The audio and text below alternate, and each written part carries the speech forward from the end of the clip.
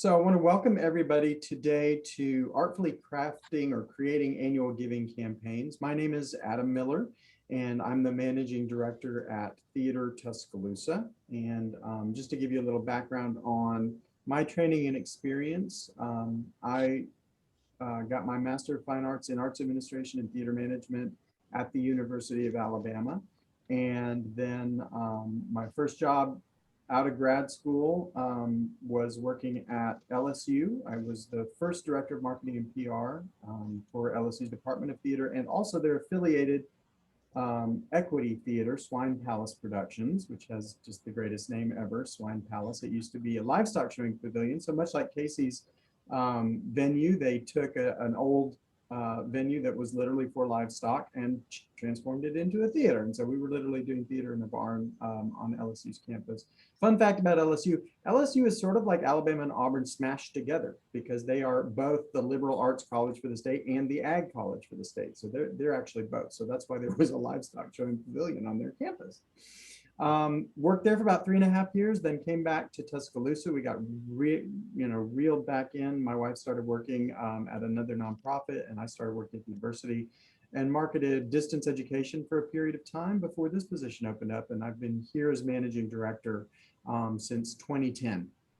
And every single year we do an annual campaign where we raise, I want to say not half, but getting to be close to half of our income each year. We raise about the same amount from season tickets that we raise from donated annual giving, which is in the range of $40,000 to $50,000 each, which creates a nice base for our annual budget. And then we have corporate sponsorships and grants that make up the rest of the money that we have every year.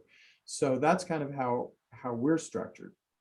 So today I'm going to give you just a broad overview. And if you've never done an annual campaign at your theater, this is going to be great because I'll take you from the ground level of kind of establishing your levels all the way through how do we kind of grow people over time. So hopefully you'll find something of value as we go through this. So I'm going to go ahead and share my PowerPoint with you guys. Hopefully everybody can see it. It's a little hard sometimes for me to both watch the chat and talk to you guys. I'm going to try and keep the chat where I can kind of see it. But feel free to turn off your mic and jump in at any point and ask questions. You certainly don't have to save your questions to the end. I'd be more than happy to chat at any point. So as we dive into annual giving campaigns, the first thing we'll talk about is the very basics of setting up a campaign and kind of establishing your levels and benefits. And so the different areas that we're going to talk about in this section include considering the capacity of your base of patrons and audience members to give, perfecting the perks that you'll offer at each of the different giving levels, figuring out what those levels will be and naming them appropriately or creatively, and then considering how to set up a goal, which I'm kind of calling King Tut's Quandary, and you'll find out why in just a moment. So the first thing we want to do is consider the capacity of your audience to give. And so you're basically going to estimate the range of possibility. How much could people give? Not how much do you think they might give, but think about how deep are their pockets? What could they give? You know, you've seen your audience members maybe giving to other causes in town or at silent auctions or at different events. And so you may have just a general vague idea of what might be the top amount they could give. And so think about what that top value is. And I always say, try not to underestimate, because we at Theater Tuscaloosa for years and years and years had our top level at $1,000 as our, our producer level was $1,000.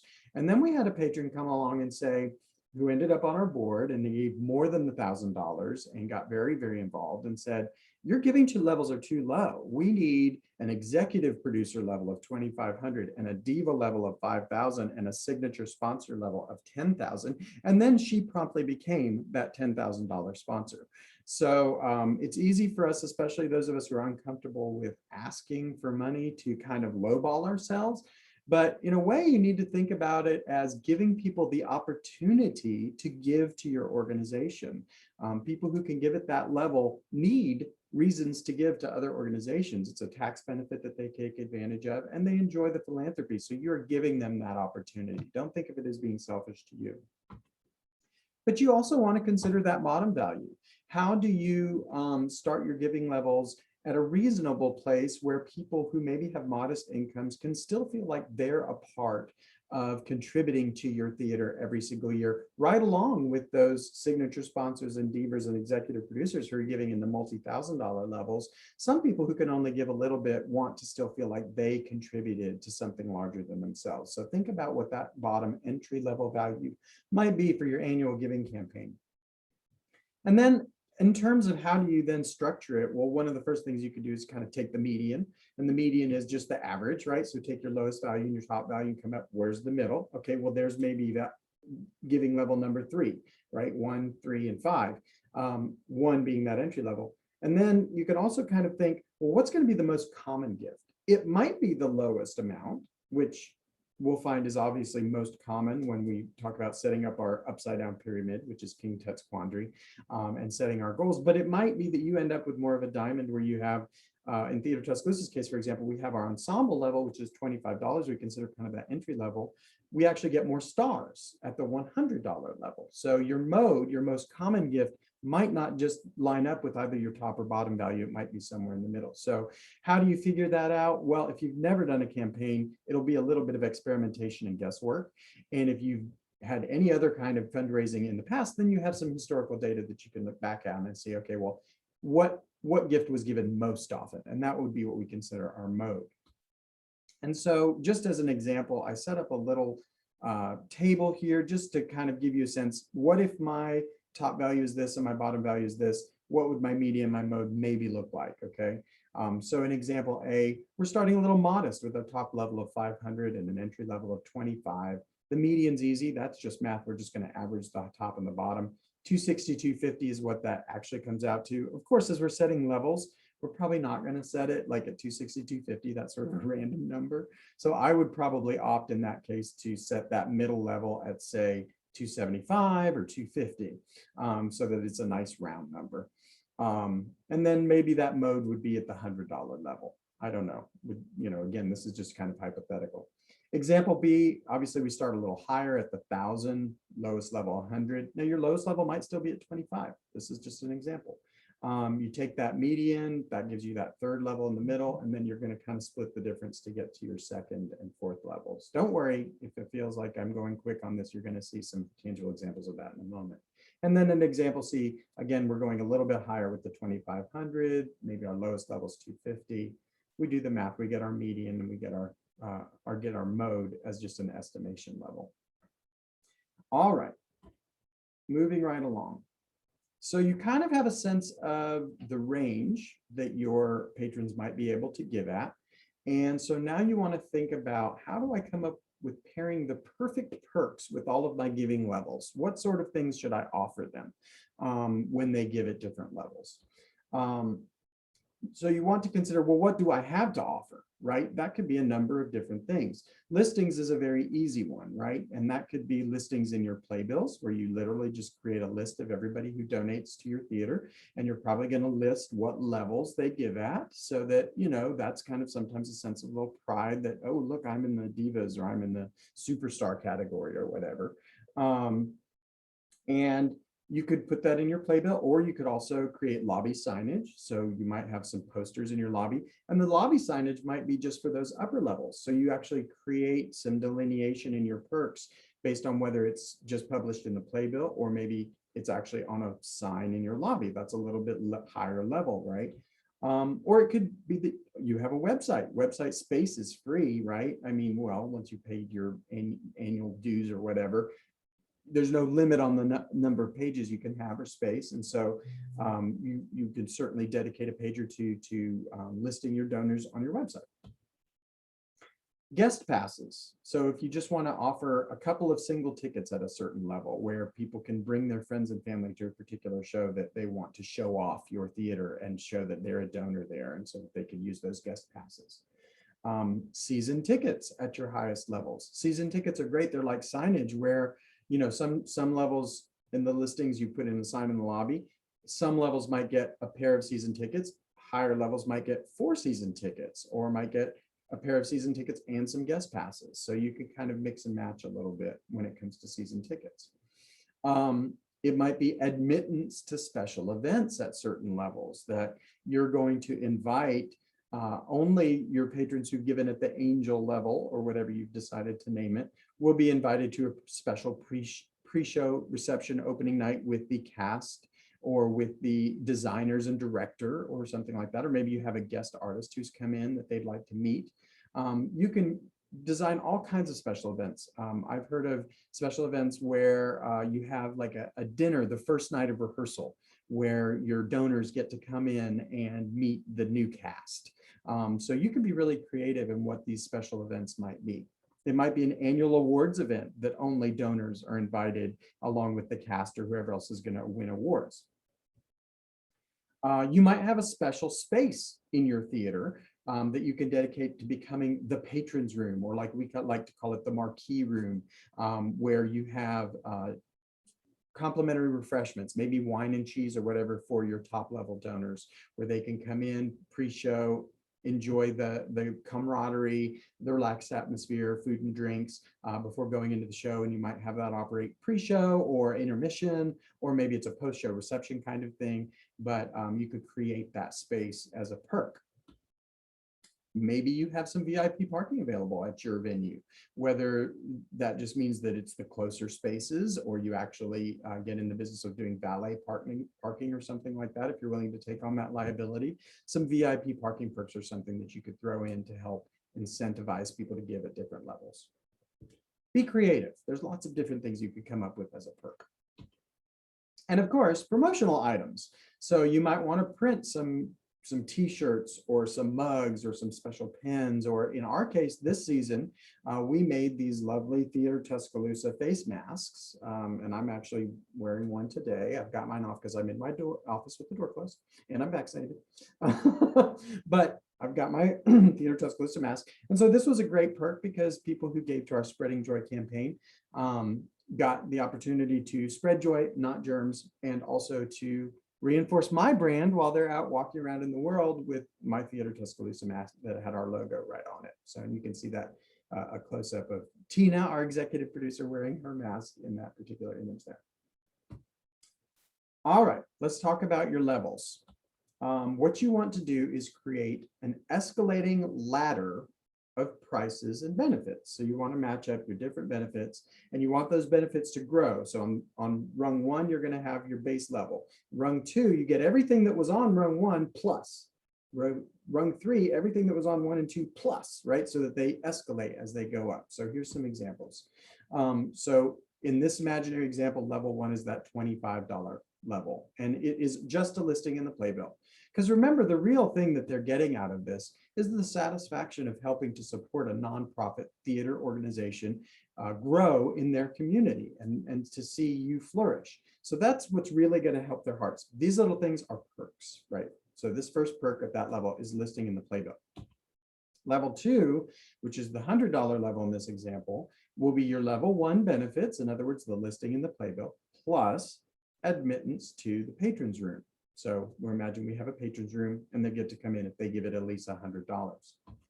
Level 3, the $250 level, would include all of those level 2 benefits. And I like to list it this way so that I don't have to restate all the benefits from the previous ones. I just say level 2 plus 2 free guest passes. So that would be the extra thing that you would get when you give it $250. And in our continuing example, level 4 might be $500. And that would have all your level 3 plus, in this example, 2 free season tickets and a listing in the lobby.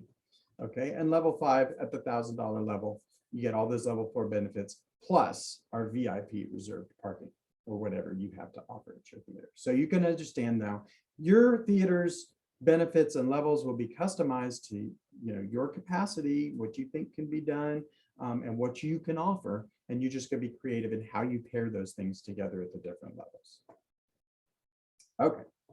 So now we have like level 1, 2, 3, 4, 5 in our imaginary scenario, right? And so we want to name them, and we want to be very creative in naming these different giving levels. And so some of the things that you should do is consider your local culture, right? You are a local nonprofit organization. And so whatever's big in your community, maybe it's the name of your town, maybe it's the name of your particular institution. Like you can imagine the name Swine Palace opened up all sorts of pig imagery for people, right? Maybe they give it the bacon level and the tenderloin level and the Boston butt level. I mean, who knows, right? I mean, just be creative and have fun with it. It's okay for you to make people giggle a little bit as you go along with this. You could also brainstorm things like theatrical terminology, like the spotlight circle, the star circle, all those kinds of things. You could also think along the lines of aspirational ideas, like what do your audiences hope to do by giving it these different labels with levels? Would they become a saint? Would they be an angel? Are they philanthropists? Are they a certain type of gem? Could you start with gold, silver, bronze, all those kinds of things and work your way up to diamond, emerald, rubies? You could be really, really creative for it. I mean, obviously, the idea would be that the level gets bigger and bigger and more important in some way. So anyway, just think creatively about what those levels might be. So here's just a few examples, just a couple of, I sort of came up with 3 quick sets. The first one actually is what we use at Theater Tuscaloosa at these different levels. If you give it $25, you are part of our ensemble, the ensemble of givers, right? At $100, you've moved up the chain, up the ladder, and you're a star now. At $250, you're considered a designer. At $500, you're now up to director, and at $1,000, you're a producer. So when our wonderful patron came to us and said, you need higher levels, we were like, well, dang, we've already gone up to producer. What's above that? So then we came up with executive producer and diva, and then at the very top, signature sponsor. So that's what we ended up coming up with. Some other ideas that you could do if you wanted almost more of like a sports motif, depending on your theater and where you are in your community: supporter, booster, partner, fanatic, aficionado. If you wanted to go precious metals and gems, you could go bronze, silver, gold, platinum, diamond.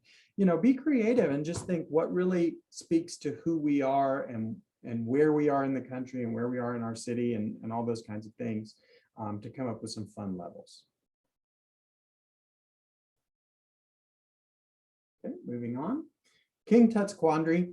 I call it that because when you're setting a goal, you need to think about an upside down pyramid. And why do I call it an upside down pyramid? Well, that is because the greatest number of gifts will probably, theoretically, according to fundraising theory, be at your lowest level. And so it's sort of like if you think about 100 gifts will come in at $25. Instead of your base being at the bottom, your base ends up being at the top. So it's sort of like an upside down pyramid. So that's King Tut's Quandary.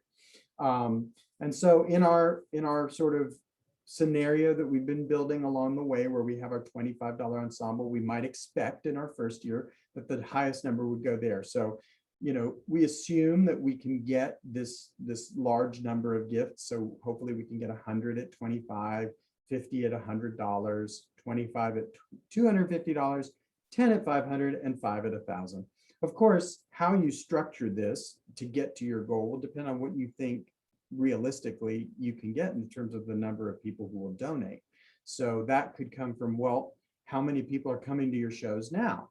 If you could get maybe 5 to 10% of those people to move from season ticket holders up to contributors, that would give you your universe.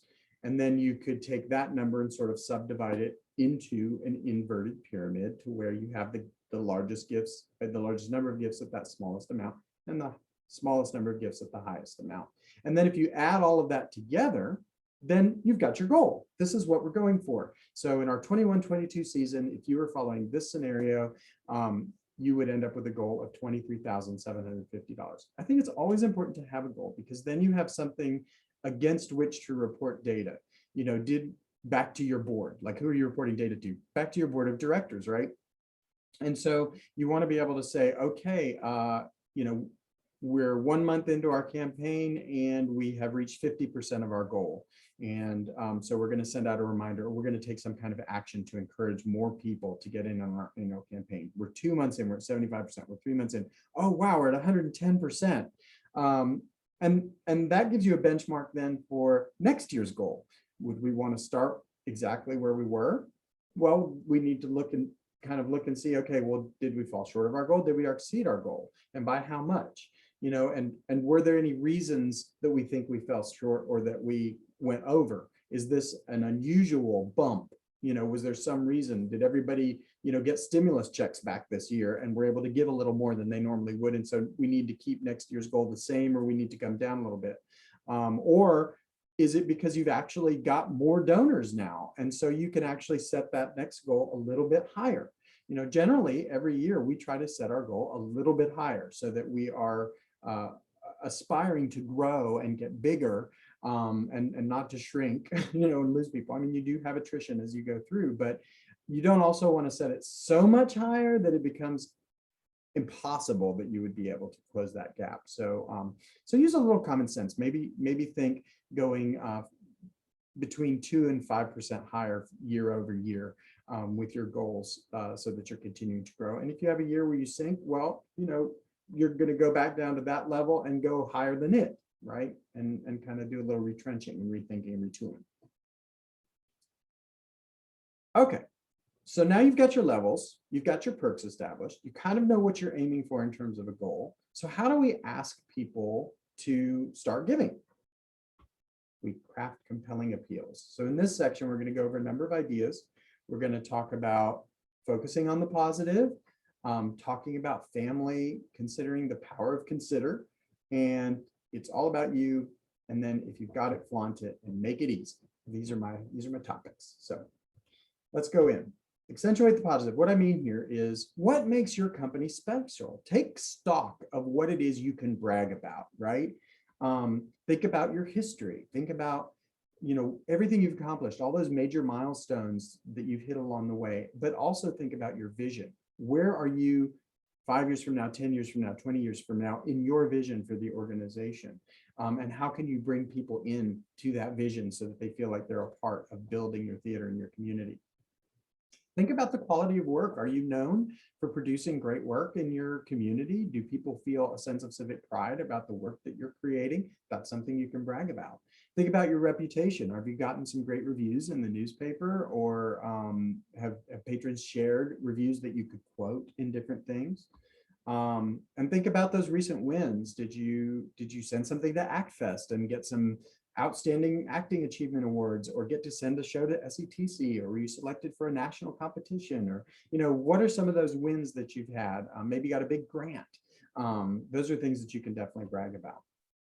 And the reason I say you need to really think about this and accentuate the positive is that people give to winners. They don't want to throw good money after bad. And so your appeals really have to talk about, look how great we are, and with your help we can be even greater. Okay, you may have problems, but your appeals are not the place to talk about your problems. And I would say the only time you really want to go to that desperate appeal place is truly an emergency situation. And this needs to happen maybe once in the lifetime of your organization ever, if it happens at all. I would imagine that some of you may have found yourself in the position during COVID that it was time for this last resort desperate appeal, like, we're going to have to close the doors if you guys don't help us out. But that should not be the basis of your annual appeal. That type of messaging should come maybe once a decade, maybe once a century. It needs to be very, very rare, because nobody wants to support the going out of business this week organization, right? Okay, when I say keep it in the family, what I'm talking about is people want to be part of something bigger than themselves. And so the more you can craft your language around joining our group, being part of an ensemble, being part of a family of contributors that all give towards this larger cause that grows because everybody's in it together, creates that sense of camaraderie and belonging, and that you're making a difference. And so some key phrases that you might want to consider as you're crafting your appeals would be things like join our family. And family could come in many different forms. It could be join our cast of contributors, or our ensemble of contributors, or our contributors club, or something like that. But think group, right? And then of course, contributors, there's lots of great synonyms: donors, sponsors, how partners, supporters, whatever you want to call them. But we're joining that family, that group. remind them that they're becoming an integral part of becoming part of the process of making theater. Theater can't happen without you, right? We need you, helping us meet these demands so that we can build sets and craft costumes, and all the things that it takes, that we can have lighting and sound and all these wonderful things to make our productions come to fruition. Another, phrase you might want to consider incorporating would be play your part, play a role in making theater happen in this community. Again, it's using that theatrical terminology and pulling them into the family. Another idea, lend your support to this, growing organization. Just some phrases that you might consider. The next thought that I have for you is the power of consider. And what I mean by that is sort of like a kinder, gentler way to ask. You're laying out this argument for why it's worth supporting your theater.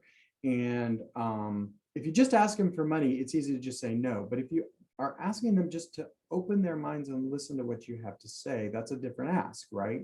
And so that's the power of consider. And so in example A, we just have a call to action. Join our cast of contributors today. It sounds great, right? But imagine putting a little twist on it where you say, please consider joining our cast of contributors today. And here's why.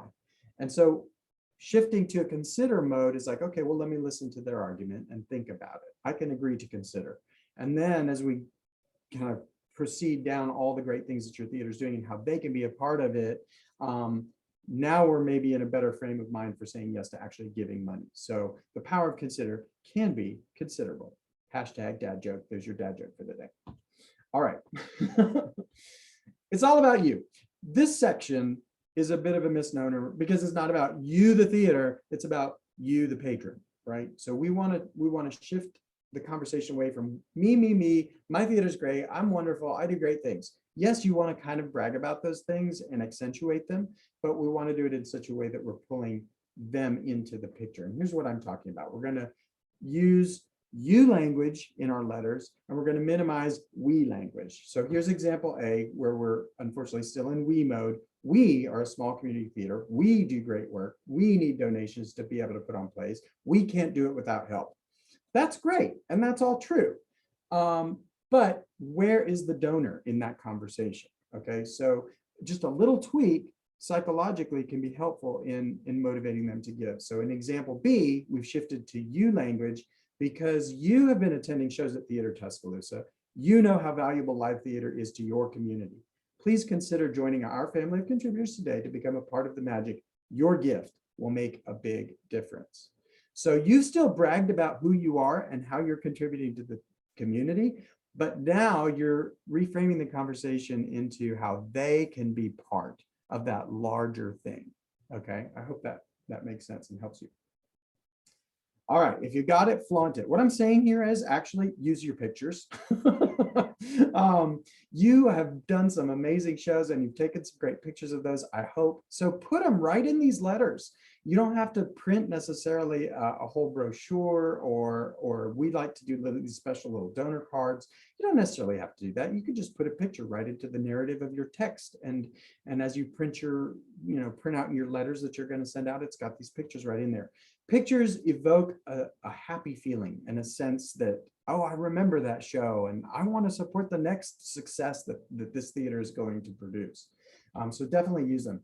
Some different kinds of pictures that maybe you're sitting there thinking, well, what would I use? Obviously production stills. That's what we use a lot of at Theater Tuscaloosa, but you could also use headshots, whether it's your artistic director, the president of your board. People give to people. And so the more you can humanize the ask with a picture of the person asking or picture of the organization asking, the better. Behind the scenes pictures are great. Show them building sets, building costumes, rehearsing the shows, having receptions with the cast, show these people interacting and show things happening.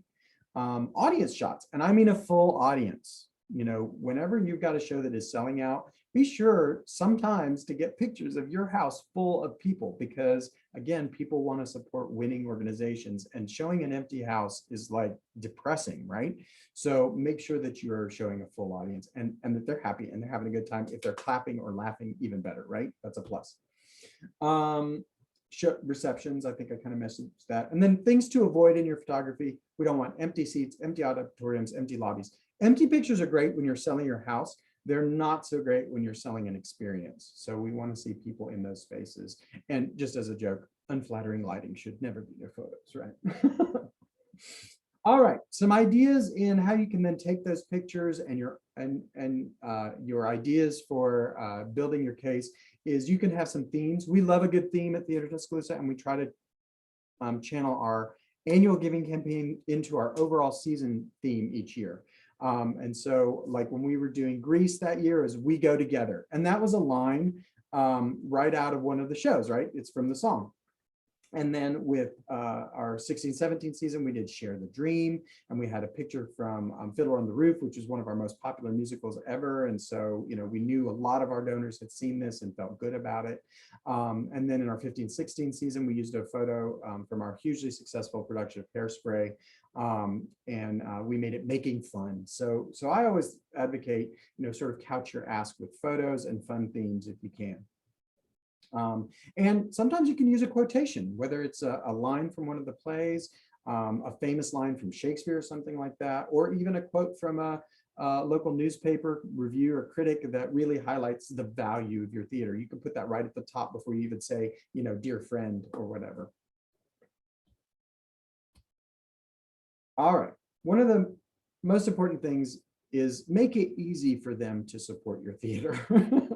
So the first thing you got to do, though, to make it easy is to get them to open your ask. And how do you get them to open that envelope that has your ask in it? One of the things I strongly recommend is hand addressing. Call in some volunteers and spend an afternoon hand addressing all of your appeals. I don't know about you, but I'm far more likely to open an envelope that has a handwritten address on it than some, you know, ink or laser printed label that's just slapped on there. That's just me, but I think a lot of people also will feel that way. Think about the curb appeal of that. Think about the difference between using some bulk mail postage as opposed to actually going out and getting some stamps. And if you want to get some stamps that are themed, you know, there's lots of different stamps out there, and you can order stamps directly from the post office in case your local post office doesn't have the exact theme you want. But there's so many different stamp themes out there. You know, go out and get one that's fun, and that actually helps your curb appeal. And consider printing some envelopes that are specifically for your campaign that maybe also would have the imagery and the theme somewhere on that envelope that makes it more appealing to open and find out, create some intrigue for the audience. Ooh, why are they sending me this? Why did I get this? This is exciting. Make your levels very clear to understand. The way that you can do that is really spelling out what your different perks are at your different levels and the minimum amount to give to fall into that particular category. So just spell it out for folks. And then pre-fill as much data as you can. In a moment, I'm going to talk about data curation and mail merges, but the more you can already have name, address, phone number, and email address, which you should already have on file for all these people, pre-filled for them so that they're just making corrections as opposed to filling out a whole new form as though you've never met them, the better. That's a great way that you are demonstrating you know who they are, you have an existing relationship with them, and all you need them to do is check the box next to the level they want to give at and write that check, right? So make it easy. The other way to make it really easy is to allow multiple giving channels. And so, yes, they can mail back their pledge card or their donation form or whatever it is, whatever mechanism you want to use to help them give. But also, can they drop it off at your box office at some point? Some people just are really high context and they want to have an interaction with somebody like a real person. Can they call and give right over the phone with a credit card? Could you make it possible for them to give online, whether it's through your website or perhaps a PayPal button on your website, or Venmo is very popular now as a way to give money electronically. Could you set up a Venmo account for your theater company? Just make it easy for people to give. All right, so now we're going to talk about timing your campaign, right? When do you send this appeal out?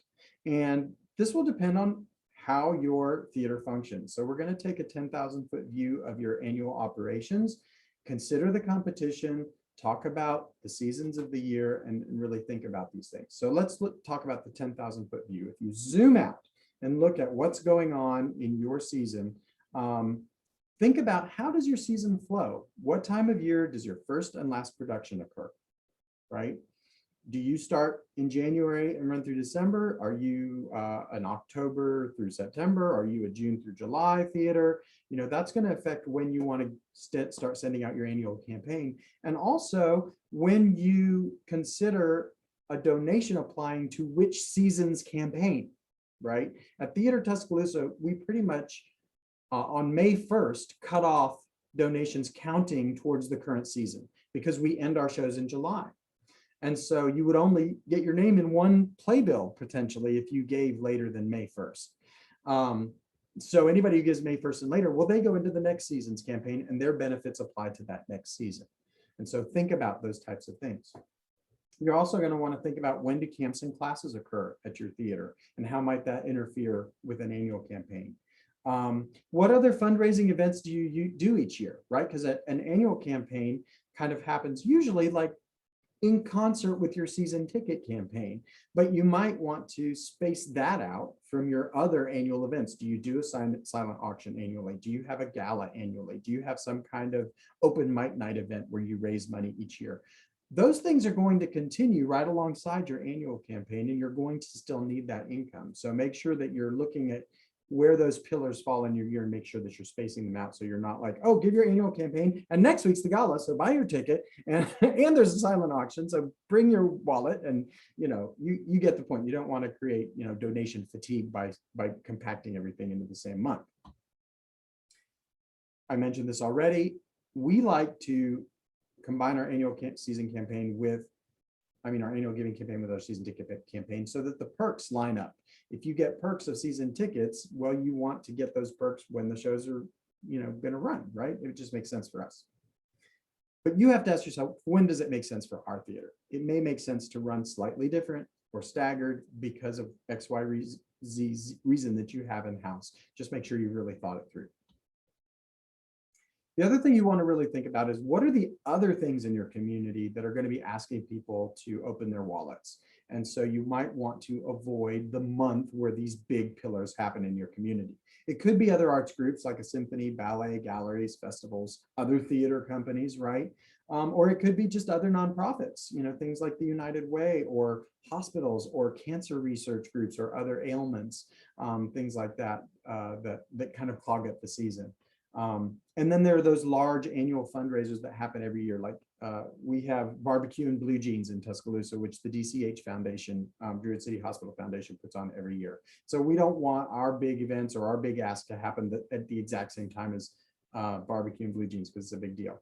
So think about galas, fun runs, like these 5Ks and 10Ks, golf tournaments, et cetera, all these kinds of things. Just look at where those are occurring in your community's calendar on an annual basis and make sure that you're timing your annual ask so that hopefully it's not right overlapping those things. And then, kind of think about the season of the year and why it would be good to ask during this season or why you might want to avoid this season. And as you go through, you kind of think winter, well, there's the holidays. Every major religion has holidays during the winter. In spring, we've got taxes due, which could be a good thing or a bad thing because lots of people get refunds and may be flush with money at that time, or depending on how your community is, it may be more people owe in your community. I don't know. Just be aware that that is something to take into consideration. Springs also become very busy with weddings, graduations, spring break, travel, all that kind of stuff. Summer, of course, you're facing the travel situation where everybody's going on holiday. And then in fall, you've already, in the South, football, obviously, we all know that. School starting back up, Thanksgiving break, all those kinds of things. So we tend to ask, again, we do our renewals in May. That's when we send our season ticket renewals to our subscribers and our annual giving campaign renewals to our contributors. It just works best for us because we've got our big summer musical coming up as part of this last part of the current season. And so we can sell season tickets during that. It's good to have already had the renewals out and in people's hands. And then while they're in-house in July for that summer musical, we get that last chance to kind of sign them back up for the next season as they're coming out of the theater feeling great about the summer musical. So that just works for us. But think about these things and find your perfect season for giving. All right, so shifting gears now, we're going to talk about growing your support. Year over year, how do we go from this $25 level up to the $100 level, up to the $250, et cetera, moving up that chain of engagement with your organization. And so some of the concepts that we'll cover here at the end would be thanking people, keeping your promises, practicing good data hygiene, and then asking for a little more, just like Oliver, right? Okay, it's the South, y'all. Thank you notes are our thing, right? This is what we do. If you buy me lunch, I'll send you a thank you note. So we want to do it well too. And so a great thank you letter should have a few things in common, right? Great thank you letters have these things in common. It should be personal. So I would suggest that all your thank you letters be actually signed by ideally your chief executive, whether that's your artistic director, producer, board president, whoever this person is. Have them take the time to write a real signature. And I would, I would say if you know that person, like if you recognize them and you see them at the shows and that kind of thing, and you know that the wife is Helen and that the husband's Frank, hey, you might even write a little personal, Frank and Helen loved seeing you at the producers last week, or whatever. A tiny little handwritten note in addition to the form letter can go a long way to making it very personal. And then, write that hand address on your thank you letters. Great thank you letters obviously recognize the amount given, list the benefits associated with the level which they gave, so they know, okay, I'm an angel and this is what I'm entitled to. It should specify how much of their gift is tax deductible. So remember, if you've assigned perks to these levels, the tangible items that you give them, like season tickets, have a market value and have to be deducted from the overall gift in terms of tax deductibility, right? So if your season tickets are worth $150, $150 of the gift is actually not tax deductible. So keep that in mind and spell that out somewhere in your letter. It should state explicitly that your organization is a nonprofit. And I would even go ahead and put your tax ID number out there. And most of them are that, 23-7130873, whatever it is. It's great just as a footer, even just to say, this theater organization is a 501c3 nonprofit organization, tax ID, so that they can take that letter and put it right in their little tax file and give it to their accountant at the end of the year. And recognize the impact that they're making. So you can say your gift is part of making XYZ possible, summer camps for kids, school matinee performances, free plays for public servants, whatever programs you do, whatever great things you do in your community. This is a great place to brag about how now they are part of making all that happen because of their gift. And a great thank you lays the groundwork for the next ask. And so I always try to say something along the lines of, thank you so much for continuing to be an ongoing supportive strength for our organization. Because then they know you're going to ask again next year. All right, keeping your promises. This is vital, right? If you promised all these little benefits at the different levels, make sure that you carry them out. So that means that you've got to regularly, before every show, go through that list of donors that goes into your playbill and make sure nobody new has been added. And if they have, then make sure they get added into the list, because nothing's worse than saying, okay, I'm going to give it the 250 level. I can't wait to see my name under the designers category. And then you get here and then it's not there. That's very disappointing. So make sure that you're updating your lists regularly. If you've promised lobby boards, well, those may have to be reprinted between every show if you have new donations come in between. So make sure you're keeping up with all of those things.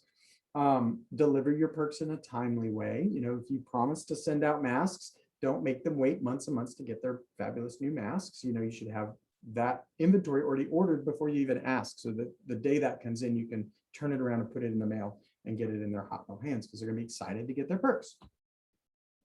And make sure that you keep your promises for the whole season, right? If you said that there will be a patrons room with refreshments in it prior to every opening night, and you get 3 opening nights in and you've only had 3 or 4 visitors, and you're tempted to say, oh, we could cut this expense of bringing in this food, and it's kind of a lot of work for 3 or 4 people, but you promised that. And so you need to uphold that for the whole season. Now, when you get ready to send out your next annual campaign and you decide, okay, maybe this particular perk isn't really that valuable to people, they're not taking advantage of it, phase it out in the next year, but then be very, very clear in your advertising that, okay, patrons room will no longer run the whole run of the show. Maybe it's only opening nights now, or something like that. Or the marquee room will no longer be offered. Something explicitly stating that a particular perk is gone, because that might have been a particular donor's favorite thing, right? So you want to be clear upfront that that will no longer be offered.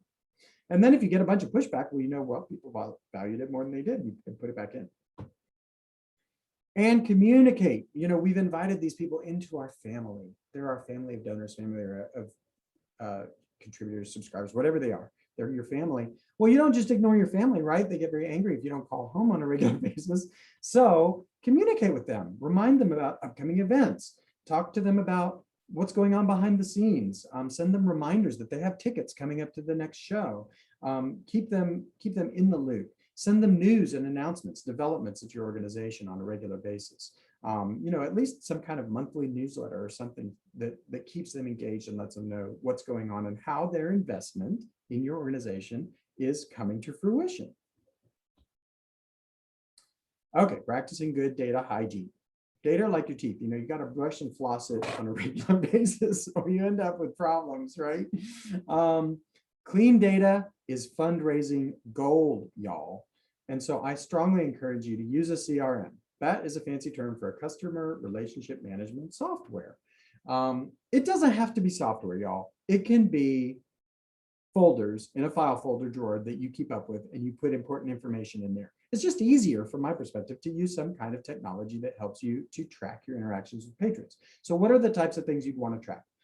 Obviously, whatever interactions you have with them, right? So you're at a show and you're talking to a major donor and they tell you they're super interested in construction, you know, and later down the road, you want to build a new theater and you think, well, maybe they'd like to get their name on it, or maybe they have a connection in the construction industry or whatever. So keep a list of these interactions with these different patrons and what they like, what they don't like, so that you have something you can go back to before you get ready to call that person or send them a letter, where you can remember, oh, their dog's name is Fluffy. They love Fluffy. You know, all these different things that we don't expect you to be able to keep like a steel trap in your mind. Put it into your software or into your patron data system, whatever system that is that you develop. Personal details, their formal name versus their nicknames. Is it Dr. and Mrs. Frederick Heinrich, you know, or is it Freddie and Babs, you know? Keep track of these things. The names of their children, their spouses, their relatives, their friends. How are they connected to other donors and other subscribers in your family? So that you kind of know how all of that plays out. A giving history. How much do they give every year? How much have they given over time? You may have a donor that gives every year $250, but they've been $250, but they've been giving for 20 years. Cumulatively, they'd give thousands and thousands of dollars, right? So keep up with that. And obviously, you've got to keep your contact info and preferences up to date. So their address, phone, email, social media. How do they like to be spoken to?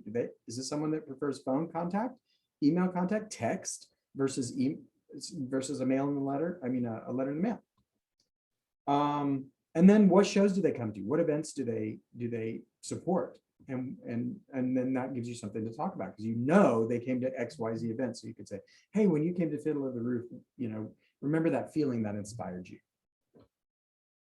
And then dedupe. This means deduplicate, right?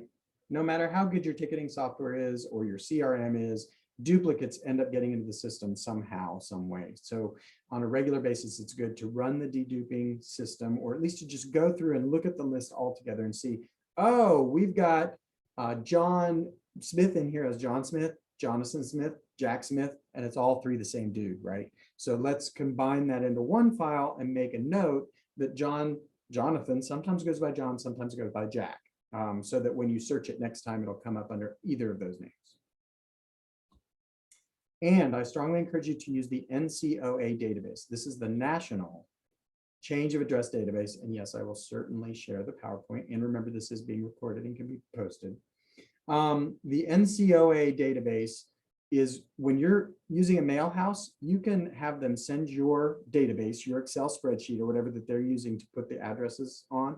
They can send it off and compare it to the National Change of Address database, and it will come back and tell you who's moved, right? And then that way, that mailing goes out to the most current address. But the thing you want to do is ask the mail house for the report so that you can take the changed addresses and update them in your database so that you don't ever send them something to the wrong address ever again. So rare that your patrons will actually take the time to call you up and say, I've moved. More often than not, you can get this data faster from an NCOA database and running your data through that at least annually, Y'all, Americans move more than any other nationality. We move all the time. And so it's hard to keep up with us. So the only way to do that is that national change of address database. And maybe just ask sometimes, hey, have you moved? Let us know. And then ask for more, right? You're not going to get anything you don't ask for. And of course, the key to this is keeping good data over time, because you know what they gave last year, you know what they've given in the past, so you can now estimate what level you should ask them to give at next time. If you don't ask, you don't get, but let's ask them well. Example A is a form letter that goes to everybody. Dear patron, will you consider increasing your annual gift? That's better than nothing, but consider it in comparison to example B. Thank you so much for your gift at the ensemble level last year. Would you consider, there's consider again, becoming a star this year? For just X dollars more, in our case, from ensemble to star would be $75. For just $75 more, you'll receive additional benefits and recognition, including admittance to our exclusive patrons room at the opening nights, right? So that is a much better crafted ask, but it works because I kept good data on this person, okay? All right. And the other part of writing these appeals is you don't want to write, 500 letters individually. You want to mail merge, right? So that you go through an Excel spreadsheet and put in last year's level was this for everybody. This is the level I want them to do. This is the difference in the dollars. And then use Word's mail merge capability to merge it into this, what is essentially a form letter, but really customize and personalize it. And it seems like you wrote them an individual letter, but really you just use mail merge very well. This is not a lesson on mail merge. There are YouTube videos and all kinds of trainings online to learn about how to use mail merge, but I would strongly encourage you to have someone in your organization become an expert on this. It will change your life and you will love it, okay? I guarantee you. And then ask all the time.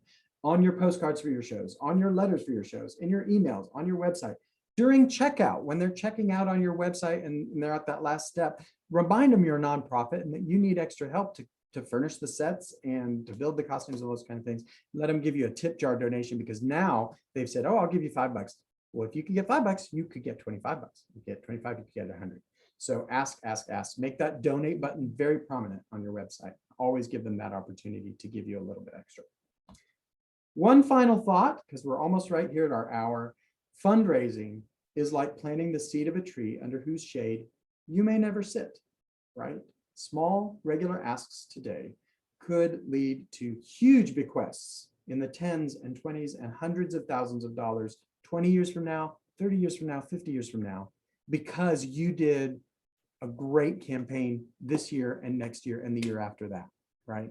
So I want to inspire you. I hope everybody got a lot of good information out of the presentation today, and I would be very happy to entertain any questions you have. I have a few minutes. I'd be happy to hang around as long as you guys would care to. So what questions do you have?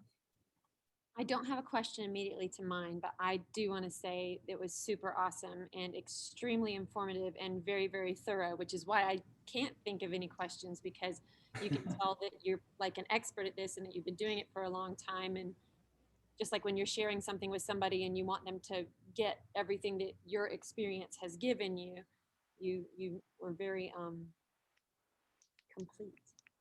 For lack of Well, I hope it helps. No, 100%. It does light that fire under you as well. And I think so much, and I don't know if this is for other people as well, sometimes you need that inspiration, right? That says, okay, somebody is making this attainable, right? Like, because anytime I think about fundraising, like it like has almost like an emotional effect on me, as like, this is going to be too difficult to do, and I don't have to do this. But you set it out in a very organized fashion that just, it's like step 1, step 2, step 3, step 4, as opposed to this huge weight.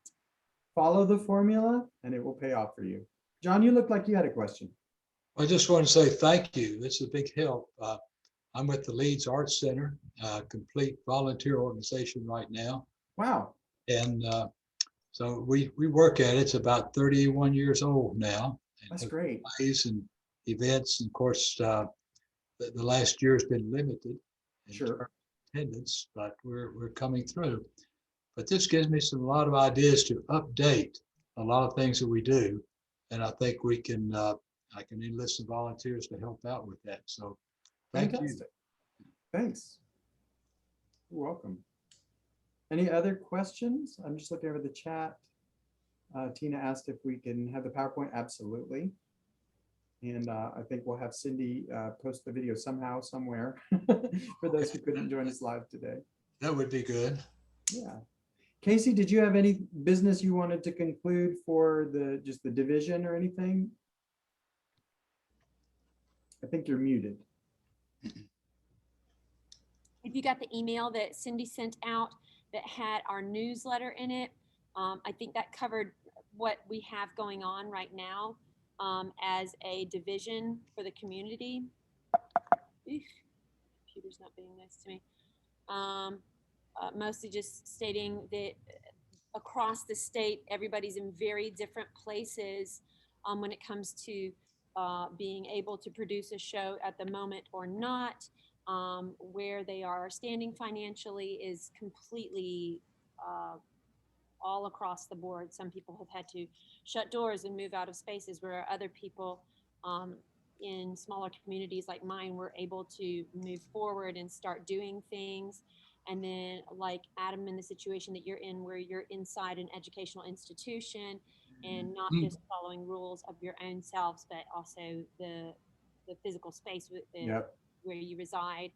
And but what's been really wonderful is that everybody that we've heard from is always, everybody's still just looking forward. And there's no like, well, we've had to shut down and it's the end of everything. Everybody has had their communities rally around them in some sort of way that has helped them. And you know, when it comes to just being supportive of their online efforts, their fundraising efforts, and whatever small types of performing arts they're able to offer, whether it be online or vignette style things. But I think it's made us as a division have to be extremely creative. And I think, you know, as we come around, hopefully, and I do feel like this is the way it's going, as we're coming to the end or the bottom of the curve of the pandemic, that we're coming out stronger when it comes to our strength.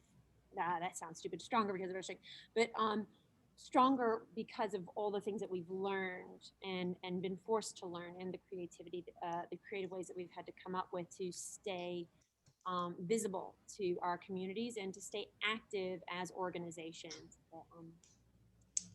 That's nutshell there. I mean, I'm sure everybody's in such different places. It's hard.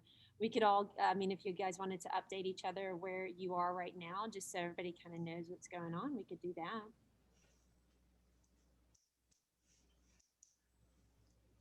Yeah. Hi, this is Gina from Theater Huntsville. Hey, Gina. Hello. Yeah, so Leslie Gates, who's our executive director,